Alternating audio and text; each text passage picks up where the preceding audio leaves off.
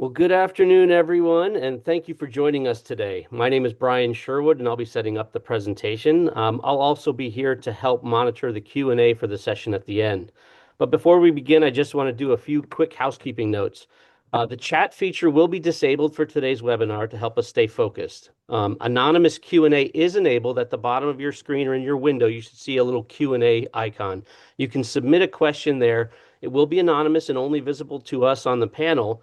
And then obviously you won't have your information shared across the wider range of people who are attending today. We'll be saving some time at the end of the presentation to address as many of your questions as we can. And just so you know that this recording will actually be posted up on the OSCF website at www.outdoorstewards.com at a later date. But now it is my pleasure to introduce Jim Cucuruto, the Executive Director of the Outdoor Stewards of Conservation Foundation, who will be leading today's session on lead ammunition impacts on wildlife populations. So with that, I'll turn things over to you, Jim, and I'll hide my ugly face. I appreciate that, Brian. I appreciate helping us out with that. I am no tech wizard, so I appreciate you helping out with the presentation today. And so I am Jim Cucuruto. I'm currently the Executive Director with Outdoor Stewards of Conservation Foundation. And, we're excited about talking about this topic today. But before we get into that, I want to give you a little bit of background on myself and then Outdoor Stewards Conservation Foundation. So I grew up outdoors, hunting and fishing in New York and Connecticut, and would rather be outside than inside right now. But uh, very fortunate to have joined the outdoor industry in my career for about the past 16 years. 2009, I joined National Shooting Sports Foundation as their Director of Research and Market Development. Got to do a lot of research, a lot of programs, a lot of communication, a lot of great work. Really enjoyed my time there. And then in 2021, I formed Outdoor Stewards Conservation Foundation, and start a little some slides here so we can get a little bit. You don't have to look at all of our faces, as Brian mentioned here. So let's try the again, getting into the technical side of things. And all right, so I am joined today by Peter Churchborn and Russ Mason to talk about the this important topic. But again, Outdoor Stewards Conservation Foundation is a 501c3 nonprofit, and our mission is to improve cultural acceptance of gun ownership and the activities of hunting, fishing, trapping, and target shooting among the general public, while also recruiting the next generation of hats or hunters, anglers, trappers, and shooters. And the way we achieve our mission is through three pillars: research, communications, and programs. And some of our programs include fill a bag while filling your tag, to help clean up the environment, come with to help increase participation, and donate a deer to help those less fortunate. And we are in November right now, and that is National Wild Game Meat Donation Month. So to any hunter out there listening, if the opportunity arises to take an extra harvest, you may want to consider donating that and helping those less fortunate. And second pillar of Outdoor Stewards of Conservation Foundation is our communications, and we are killing it in this category. We are doing a lot of great communications, and our focus isn't on telling each other how great we are. We need to do that to the general public. They're really only hearing one narrative about the negative side of guns and hunting, and it is Outdoor Stewards' mission to help, again, improve that cultural acceptance. So how do you do that on a large scale? Well, we found the formula. We have, created a Keepers of the Wild public service announcement that is a radio and television spot that was distributed to 11,000 radio and television networks, social media as well, in September of 2024.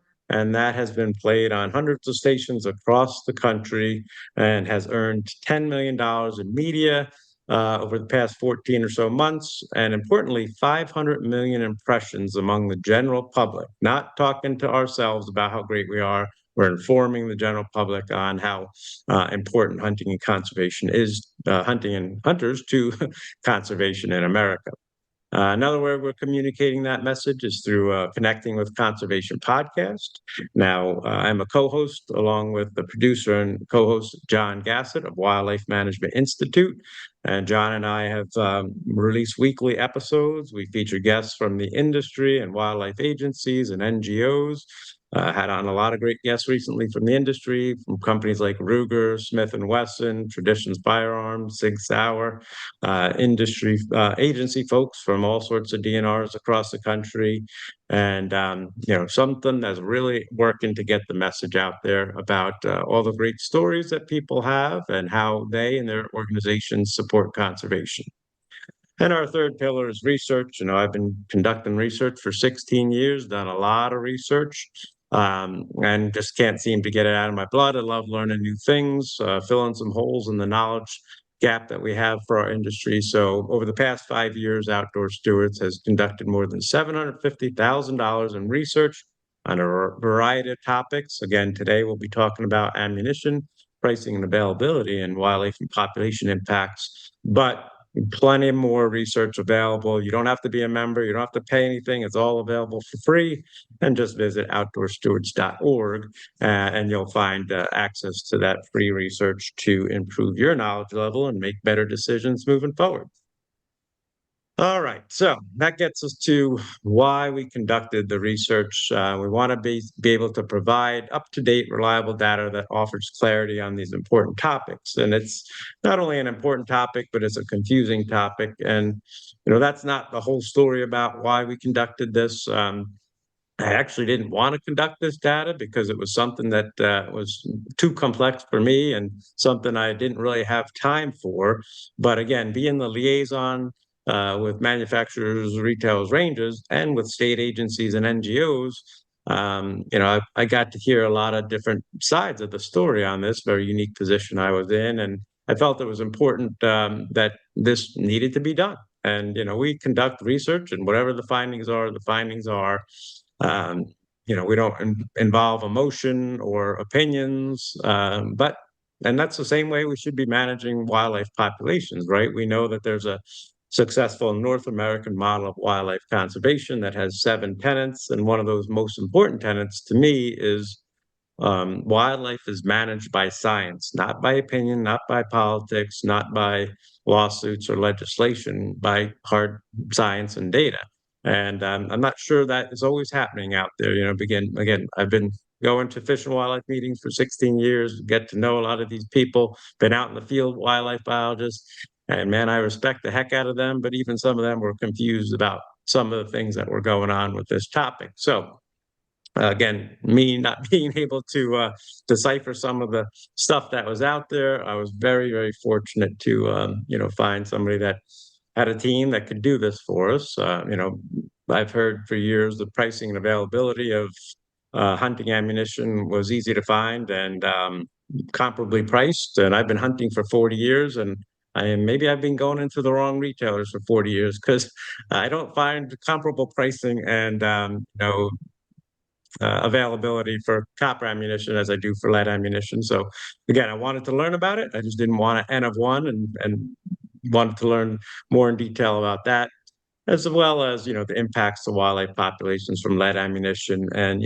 historically, lead ammunition has been in widespread use for hunting since the 1600s, 400 years of use. And, it wasn't until 350 years of that use went by when in the early 1980s, there was some concern for waterfowl, when high density areas where a lot of hunters were putting a lot of lead into marshes and stuff, there was some concern for wildlife in those areas. And as that science, managed wildlife by science, was being conducted, there was a lawsuit in 1985 by the National Wildlife Federation against the U.S. Fish and Wildlife to ban lead ammunition nationwide, and that's what resulted in that 1991 ban of all lead ammunition for waterfowl hunting nationwide. So then we fast forward, again to 2017, and the outgoing director of U.S. Fish and Wildlife on one of the last days in office had a director's order to ban all that ammunition on more than 550 million acres of, whoops, we got some company right now. Sorry about that. Ban lead ammunition on more than 550 million acres of federally managed lands. Again, not too sure what science was involved, maybe more politics than science in that decision. As a couple of days later, the new incoming director of Fish and Wildlife reversed that decision. And then more recently in 2019, the state of California banned lead ammunition for all types of hunting, private land, public land, squirrels, deer, you name it. And again, making it a little bit more hard. And again, I was, okay, where's the science? And again, I couldn't find it. So I wanted somebody that knew a lot more about this topic to go ahead and find that a little bit more. And, so before we introduce the guy that's going to get into the data, I do want to say a quick thank you to our next quick presenter here, Peter Churchborn from the NRA Foundation, for helping support this effort. So, Peter. Thank you, Jim. Yeah, we are pleased to be a partner on this project. Thank you, Jim and Russ, for doing all this great work that we will learn about. Yeah, kind of the genesis behind this is my prior life was I went to a lot of those same state wildlife agency meetings, was on a couple of subcommittees at AFWA, and was a board member on the Council to Advance Hunting and Shooting Sports, and worked with a lot of the agency directors and agency staff. And we were watching this over time, these lead bans come about, but really couldn't find the science behind why we were doing it.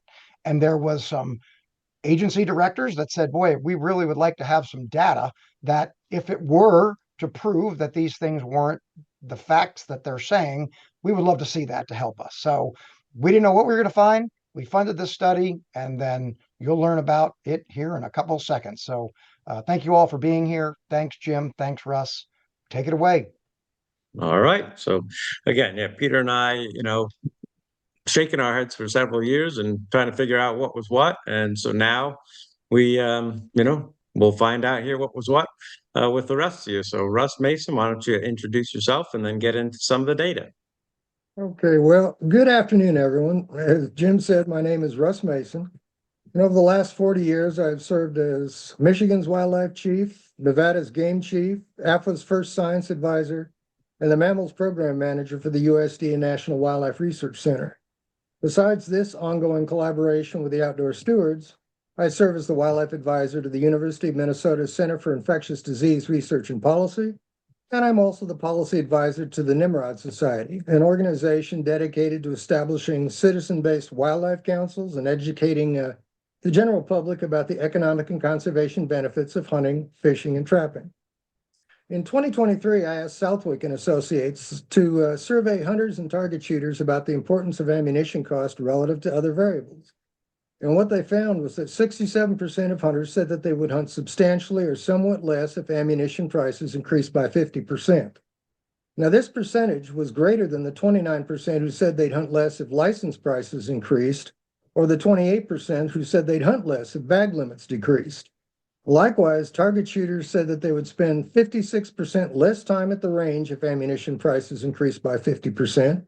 And both hunters and shooters indicated that they would spend less time mentoring new participants if ammunition prices increased. Now, these results have clear and disturbing implications because more than 80% of all state wildlife conservation funding comes from the sale of hunting licenses and associated Pittman-Robertson excise taxes. And if you look at the excise tax, it turns out that ammunition contributes more to the fund than any other source. According to the Fish and Wildlife Service, ammunition accounts for 34% of all PR revenue, more than the sale of new long guns, 32%, pistols and revolvers, 25%, or archery equipment, 9%. Until now, for some reason, there's been no national evaluation of the price or availability of non-lead ammunition. For that reason, colleagues and I conducted the following survey. First, we searched 8 internet ammunition vendors: Ammo.com, Ammunition Depot, Bass Pro, Lucky Gunner, Midway USA, Shields, Sportsman's Warehouse, and TrueShot.com. As well, we visited 4 Sportsman's Warehouse chain retail stores in Arizona, California, Michigan, and New Mexico, 6 Bass Pro chain retail stores in Arizona, Alabama, Georgia, Louisiana, Texas, and Tennessee, and 15 local retail stores in Alabama, Arizona, California, Kentucky, Michigan, Mississippi, New Mexico, and Texas. We defined an ammunition product as a box of 20 cartridges. Where ammunition was sold in bulk, we prorated the cost for comparative purposes. For each of the internet vendors, we recorded data for 18 popular centerfire rifle calibers recommended by the industry. For in-store analyses, we recorded every available caliber and cartridge type, and that amounted to about 50 kinds of centerfire ammunition. For the internet searches, we used commercially available Parsub web crawler software to search for the 18 industry recommended calibers. Bass Pro and Sportsman's Warehouse were each searched 3 times, while the remainder of the internet vendors were searched once apiece. As an interesting aside, we discovered that both Bass Pro and Sportsman's Warehouse offer a lead-free search tool, but that tool failed to identify more than half, that is to say 57% of the available copper alternative. Regardless of vendor type, we found that copper ammunition was 13 to 15% more expensive, although there were differences, as you'd expect, among calibers and locations. For example, at one Texas local retail store, the average price among the 6 7mm08 lead products was $29.16, while the average price of 6 7mm08 copper products was $51.33, a 55% difference. Conversely, at an Arizona local retail store, the average price among the 8 available 7mm08 products was $52.48, while the average price of the 2 available copper products was $52.49, a negligible 0.01% difference. At chain retail stores, we found that while copper ammunition was 15% more expensive overall, when California stores were excluded, copper ammunition was 23% more expensive. But more important than price, we found that copper ammunition was always and dramatically less available across vendor types, calibers, bullet weights, and the number of boxes of various cartridges present on the shelves. Collapsed across internet vendors, copper ammunition represented less than 10% of the products on offer and was only available for 10 of the 18 cartridge types recommended by industry. Collapsed across chain stores, copper ammunition was 240% less available than lead. In terms of the number of boxes present on shelves, copper ammunition products were 164% less available. Said another way, of the 7,162 boxes of ammunition inventoried in chain stores, only 919 had copper bullets. Collapsed across local retail stores, copper ammunition was 117% less available. When California was excluded, copper ammunition was 139% less available. Anecdotally, at one California store, employees told us the copper bullets simply added $10 to $20 per box.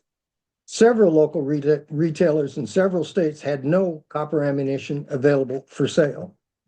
Now, of course, sacrifices might be worthwhile if there was substantial evidence indicating that the use of lead ammunition has widespread negative impacts on wildlife populations. But surprisingly, a literature review of North American publication indicated that only condor and eagle populations have been studied. We found no publications describing population impacts to any other avian or mammalian wildlife species. As Jim alluded to, for condors, the California Preservation Act of 2007 required the use of copper ammunition for big game hunting in Central and Southern California, the historical range of condors. But by 2019, lead ammunition was banned for hunting statewide. Despite a quarter century of condor restoration efforts that have included tight controls or outright prohibitions on the use of lead ammunition, the recovery program has been, at best, disappointing. Even today, all free-flying condors are captive raised at a cost of about $1 million per bird. As well, other threats have emerged that are arguably more important than lead poisoning. For example, avian flu alone killed at least 21 birds within the Arizona-Utah subpopulation in 2023. And that same year, a National Academy of Sciences publication estimated that condors would remain an endangered species for 1,500 years. In practical terms, the likelihood of a successful species recovery is nil. For eagles, just 2 studies have been published. Collectively, they suggest that the ingestion of lead and carrion has reduced population growth rates from between 0.4 to 6%. In other words, bald and golden eagle populations are very robust and increasing at 94 to 99.6% the rate they would have been in the absence of lead poisoning. Because condors, bald eagles, and golden eagles are the only three North American species for which the population impacts of lead have been explored, we set out to determine whether there were sufficient data to model impacts on any other bird or mammal. To accomplish this, we requested wildlife lead mortality data from all 45 laboratories in the National Animal Health Laboratory Network, the Geological Survey's National Wildlife Health Center, 7 National Park Service laboratories, the USDA's National Veterinary Services Laboratory, the USDA's National Wildlife Research Center, all 7 Canadian Federal Wildlife Veterinary Laboratories, various state departments of natural resources with strong wildlife health programs like Michigan and Wisconsin, the Wildlife Rehabilitation Center of Virginia, the Wild Neighbors Database, and the Whitcomb Humane Society Database. This exhaustive effort revealed just 2 additional species for which there were sufficient data to model the population impacts of lead: tundra and trumpeter swans. Multivariate logistic regression showed percent declines in swan population growth rates comparable to those reported for bald and golden eagles, about 6%. Perhaps more interesting, however, we were able to model population growth rates before and after 1999, the year in which lead shot shell ammunition for waterfowl hunting was banned in both the United States and Canada. Our results indicated that while there were fewer lead poisonings east of the Mississippi River after 1999, there were significantly more poisonings west of the river. In other words, the impacts of the lead shot shell ban probably were context dependent for reasons that remain unknown. So collectively, these 2 studies demonstrate that first, copper centerfire ammunition is at least 10 to 15% more expensive than lead. Copper centerfire ammunition is 117 to 240% less available than lead and completely unavailable in a wide variety of calibers and cartridge types. Third, there are too few data to model the population impacts of lead on almost all North American avian and mammalian species. And for bald eagles, golden eagles, trumpeter swans, and tundra swans, the population impacts of lead poisoning are small. We conclude that broad, long-standing claims about lead impacts on wildlife populations are perhaps well-meaning, but unsubstantiated exaggerations. And finally, the relative effectiveness of mandates that require the use of non-lead ammunition are probably context-specific for reasons that remain quite unclear. Well, that's it. Thank you, guys. Thank you. So, Russ, I heard the big revelation there is that copper ammunition is very hard to find, and it is 13 to 15% more expensive. You got it. That's right. And then lead effects, so the leftover lead fragments in our gut piles and the deer that we leave in the field, the animals we leave in the field, has no population impacts on avian scavengers and avian predators. Their populations are still growing. They're all growing. Lead hasn't tipped over anything other than condors, and that's just a contributing factor. But more important, we couldn't find data sets that would allow us to analyze almost all North American avian and mammalian species. Flat out, the data just don't exist. So you now have produced the best available research. It's the best because it's the only. So there you go. Thank you. Right. Yeah. Yeah. I mean, 7,000 plus in-store records. Again, way more comprehensive than me going into 2 stores. So I appreciate all the time and effort. It's a year-long study. A lot of your team spent a lot of time doing all that. And, I'm still digging through and trying to, determine everything for myself. But man, I really appreciate all the hard work you and your team did. And, so the next steps for Outdoor Stewards of Conservation Foundation, of course, you do some research and you always want to learn a little bit more, but, we'll disseminate the results. This webinar is a start of getting the results out there to industry and agencies. We'll have a lot of conversations, again, 16 years of contacts on the industry side and the agency side. I'm sure, we're looking forward to having some discussions on the results of this and the next steps to take. But one of our immediate needs, I think, is to understand what current participants, hunters and target shooters, current users of ammunition, doesn't matter what kind. We just want to understand what their usage is, and then what their opinions are on this topic and what their knowledge level is on it. Because really, there's only been, I think, the vast majority of the conversation so far has been one-sided and maybe more on the non-science side of things. So again, thank you, Russ, for putting all the time and effort into this. And I don't know, Brian, if there's any questions in the Q&A or whatnot, but again, this research, this webinar, and all our others, $750,000 worth of research is going to be available at outdoorstewards.org. Yeah, thanks, Jim. There's still time if anyone wants to submit a question in the Q&A, please feel free. Couple of things that did pop up. One was, I'll give them both to you here. Why was this research conducted, and who is going to use this data? Well, I think, I talked a little bit about why. Again, I would have, one of the reasons, I don't know if I mentioned earlier, is I have 2 kids and I want them to have the same opportunities I have. And it wasn't looking that way with some of the messages that were out there. Also, we were asked, from both industry side and agency side, again, I have a lot of research. So people were asking me, is there any research out there on this? Especially, pricing and availability on a large scale. So I hate disappointing people and saying, that's not out there, but I said, we'll find it out if we can. And we sure did. So that's some of the main reasons why we did this. And secondly, what was the other question? I'm sorry, Brian. Who is going to use this data? Sure. And that's going to be across, industry and agency. I think there was a lot of questions about, people didn't know what to say on it.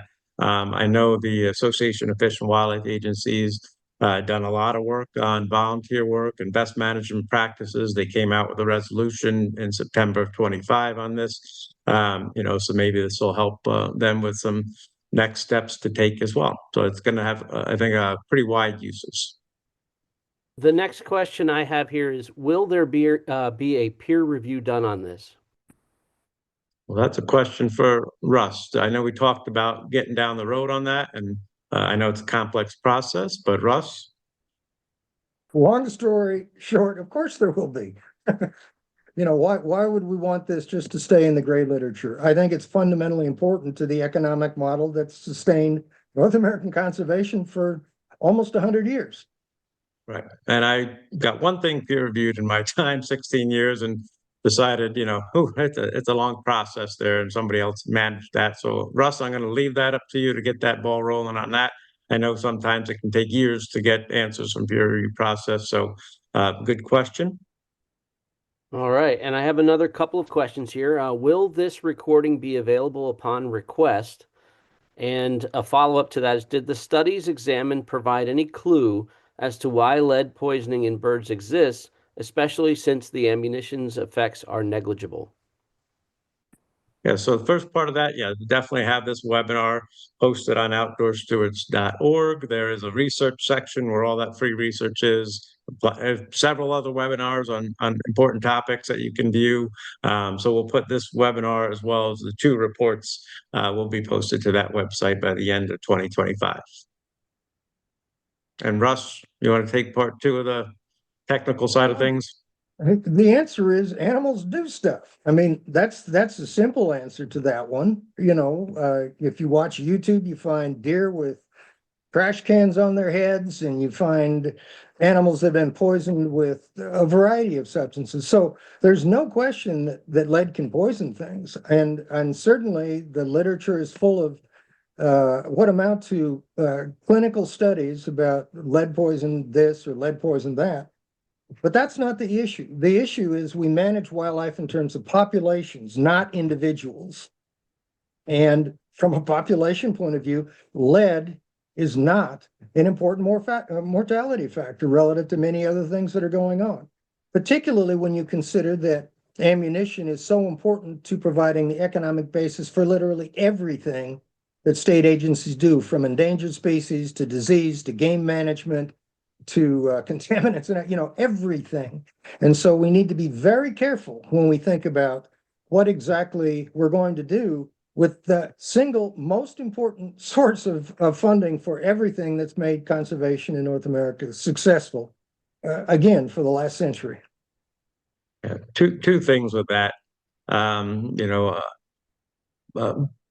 A decade ago or something, I was just sitting in these meetings a little bit confused and got to know a lot of biologists. And I asked one of them after one of these lead meetings, I said, explain to me, why we manage by a population. And he said, um, you know, if we manage by an individual bird and an individual bird, got sick by a product and we ban that product or item, have you ever hit, a bird or an animal with your car?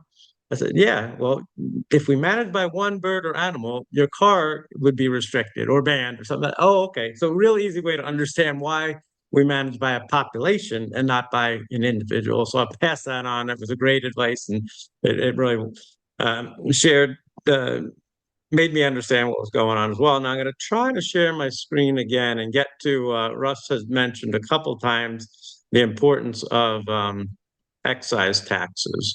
So real quick, firearms and ammunition has an excise tax on it, anywhere from 10 to 11%. Ammunition in particular has an 11% excise tax on it. Now that excise tax is collected by the Tax and Trade Bureau, distributed then or sent over to the U.S. Fish and Wildlife Service. That takes a little bit for management and for some grants, and then distributes the rest of that to 50 state wildlife agencies and some U.S. territories as well.